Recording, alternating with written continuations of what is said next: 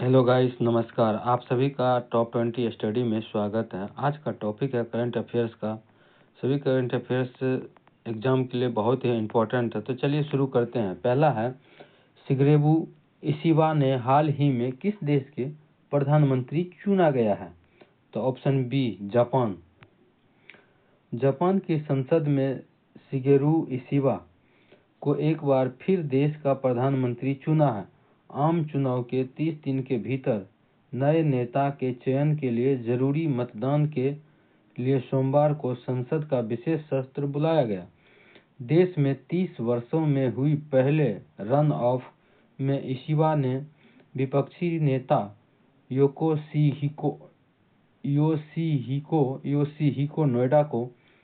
Yoshihiko नोडा को 221 के मुकाबले 160 वोटों से शिकस्त दी।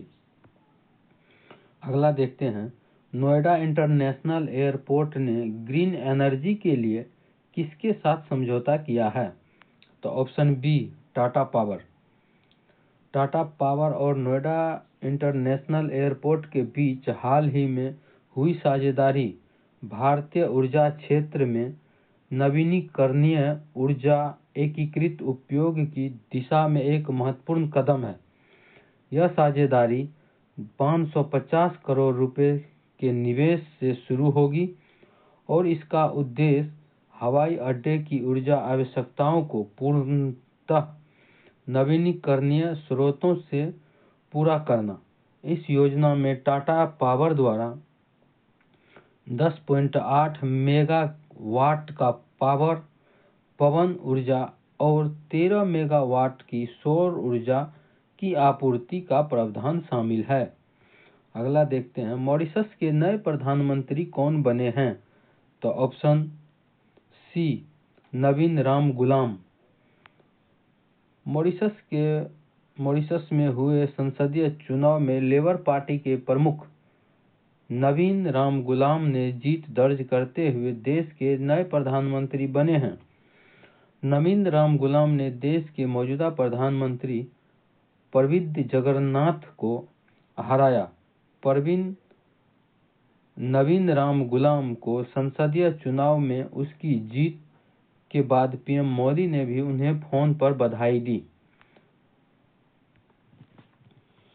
हिडाल्को को 2024 S&P global corporation sustainability assessment में कितने अंक मिले हैं? तो ऑप्शन ए, 87। हिडाल्को को S&P global corporation sustainability assessment में रैंकिंग 2024 में लगातार 5वें साल दुनिया का सबसे टिकाऊ एल्युमिनियम कंपनी के रूप में मान्यता दी गई है, जिसमें 100 में से 87 का स्कोर हासिल किया है, जो पिछले साल के स्कोर से 9 अंक अधिक है और अब तक का उच्चतम स्कोर है। अगला देखते हैं, विश्व बौद्धिक संपदा संकेतक 2024 रिपोर्ट में भारत निम्नलिखित में से किस श्रेणी में शीर्ष 10 देशों में शामिल है? तो ऑप्शन ए, पेटेंट, ट्रेडमार्क और औद्योगिक डिजाइन। बौद्धिक संपदा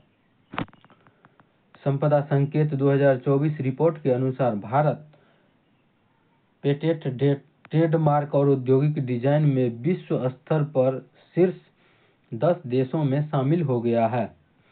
अगला देखते हैं, पंकज आडवाणी, जिन्होंने हाल ही में अपना 28वां विश्व खिताब जीता है, किस खेल से जुड़े हुए हैं? Option C, billiard.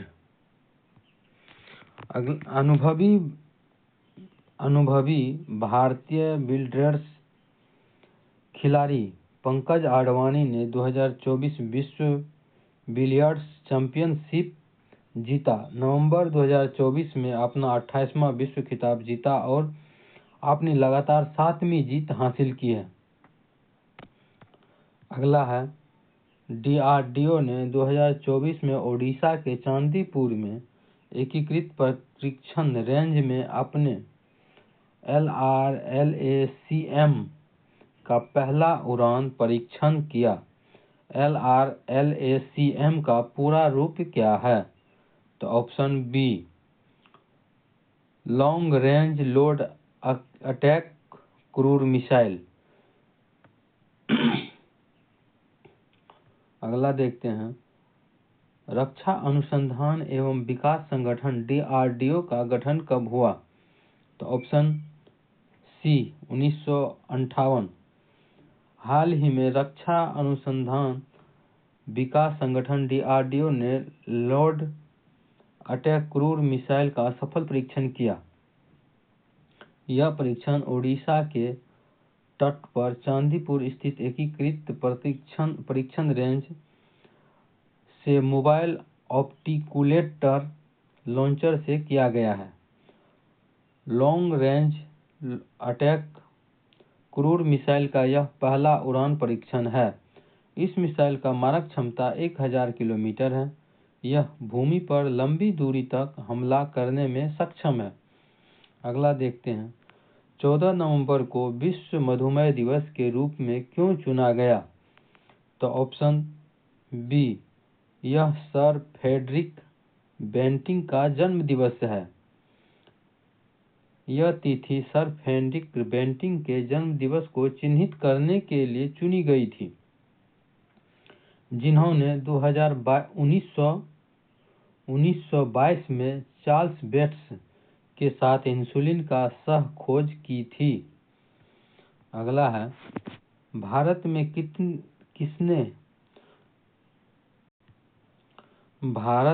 किसके जन्मदिन को बाल दिवस के रूप में मनाया जाता है? तो ऑप्शन सी जवाहरलाल नेहरू। बाल दिवस को भारत के प्रथम प्रधानमंत्री जवाहरलाल नेहरू के जन्म दिवस के सम्मान में चुना गया था, जिसका जन्म 14 नवंबर 1889 को हुआ था। अगला है, भारत अंतर्राष्ट्रीय व्यापार मेला का 43वां संस्करण कहाँ आयोजित किया जा रहा है? तो ऑप्शन ए प्रगति मैदान नई दिल्ली। भारत अंतर्राष्ट्रीय व्यापार मेला का 43वां संस्करण 14 नवंबर से 27 नवंबर 2024 तक नई दिल्ली के प्रगति मैदान में आयोजित किया जाएगा। अगला है, ICC पुरुष वनडे गेंदबाजों की रैंकिंग में किसने शीर्ष स्थान हासिल किया है? तो option B Shaheen Afridi.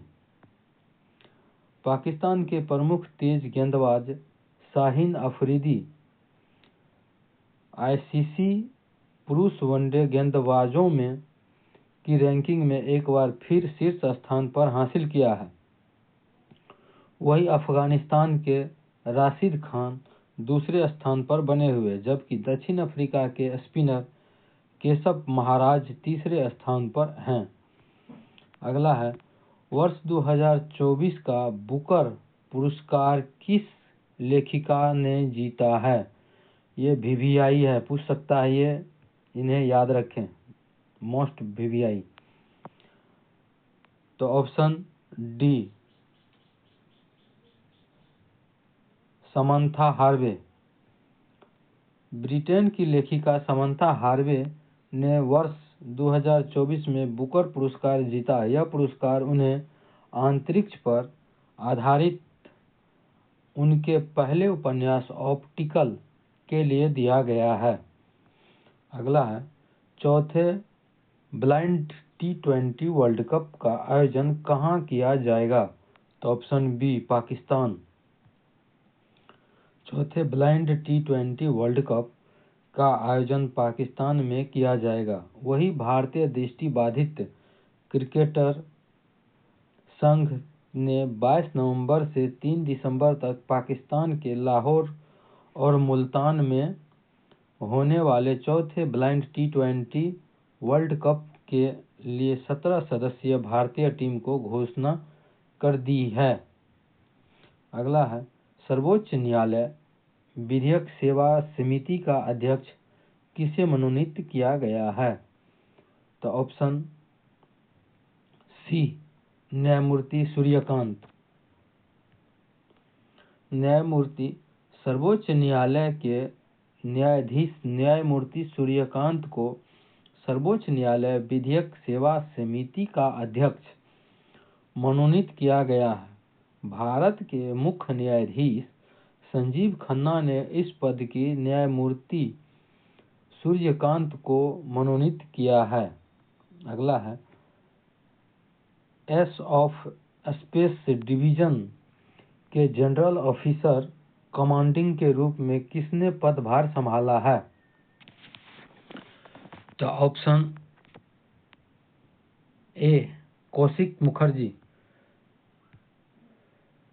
Major general Kaushik Mukherjee ने 13 नवंबर को राजनीतिज्ञ एस ऑफ स्पेस डिवीजन के जनरल ऑफिसर कमांडिंग के रूप में पदभार संभाला है। बता दें कि एस ऑफ स्पेस में को 25 इन्फेंट्री डिवीजन के रूप में भी जाना जाता है। इसका मुख्यालय राजौरी शहर है।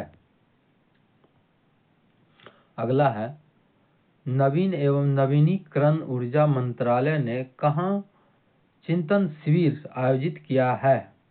तो ऑप्शन डी भुवनेश्वर। नवीन एवं नवीनीकरणीय ऊर्जा मंत्रालय 14 और 15 नवंबर को भुवनेश्वर के चिंतन शिविर आयोजित किया जाएगा। इस कार्यक्रम में 2030 तक 500 गीगावाट के लक्ष्य को प्राप्त करने की रणनीतियों और 2047 तक 1800 गीगावाट के अगले लक्ष्य की ओर प्रगति पर ध्यान केंद्रित किया जाएगा।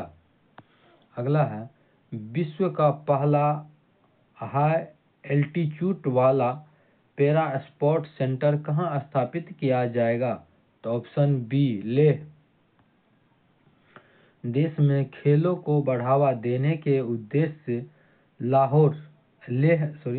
लेह या लद्दाख में जल्द ही विश्व का पहला हाई एल्टीट्यूड वाला पैरा स्पोर्ट सेंटर स्थापित किया जाएगा।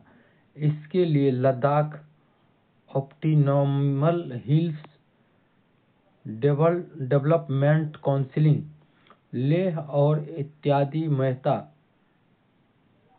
आदित्य मेहता फाउंडेशन के बीच एक साझेदारी ज्ञापन पर हस्ताक्षर किए गए हैं।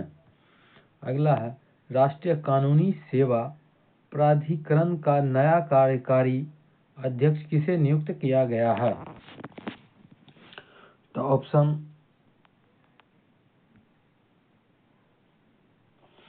Option A justice Bhushan Krishnakant Gavai. Bharat के राष्ट्रपति द्रौपदी मुर्मू ने सर्वोच्च न्यायालय के न्यायाधीश भूषण रामकृष्ण गवई को राष्ट्रीय कानूनी सेवा प्राधिकरण के नए कार्यकारी अध्यक्ष के रूप में नामित किया है। न्यायमूर्ति गवई भारत के मुख्य न्यायाधीश जस्टिस संजीव खन्ना का स्थान लेंगे, जो पहले यह पद संभाल चुके थे। कार्यकारी अध्यक्ष का पद भारत में सर्वोच्च न्यायालय के दूसरे वरिष्ठतम न्यायाधीश के पास होता है। अगला है हाल ही में मध्य प्रदेश पर्यटक विभाग का नया ब्रांड एम्बेसडर किसे नियुक्त किया गया है? तो option C Pankaj Tripathi. Bollywood star Pankaj Tripathi को हाल ही में मध्य प्रदेश पर्यटक विभाग का ब्रांड एम्बेसडर नियुक्त किया गया है। मध्य प्रदेश को अपने जीवंत वन्य जीव और ऐतिहासिक स्थानों के लिए अक्सर भारत का दिल कहा जाता है। इस फैसले से राज्य में पर्यटक को बढ़ावा मिलेगा। अगला है नई दिल्ली में भारत अंतर्राष्ट्रीय व्यापार मेला का उद्घाटन किसने किया? तो option number D option D Piyush Goyal. केंद्रीय वाणिज्य एवं उद्योग मंत्री पीयूष गोयल ने नई दिल्ली के भारत मापदंड में भारत अंतर्राष्ट्रीय व्यापार मेला का 43वां संस्करण का उद्घाटन किया। इस आयोजन का 14 से 27 नवंबर तक किया जा रहा है। IITF 2024 में बिहार और उत्तर प्रदेश पार्टनर राज्य, झारखंड फोकस राज्य है और IITF ticket 55 Delhi metro station DMRC mobile app ITPO website पर उपलब्ध है। अगला है चर्चित भारत की पहली स्वदेशी बुलेट ट्रेन। गति ट्रेन सेट का डिविजनल निर्माण का कनेक्शन हेतु अनुबंध ठेका दिया गया है भारत अर्थ मूवी लिमिटेड BIML को। ठेका इंटीग्रल कोच फैक्ट्री चेन्नई ने दिया गया है। अनुमूल्य है 866.87 करोड़ की लागत से। प्रत्येक कोच का लागत होगा 27.86 करोड़ एक कोच का। और अनुबंध मूल्य में शामिल होगा डिजाइन लागत, MU विकास लागत, गैर अवतरणीय शुल्क इत्यादि। 2024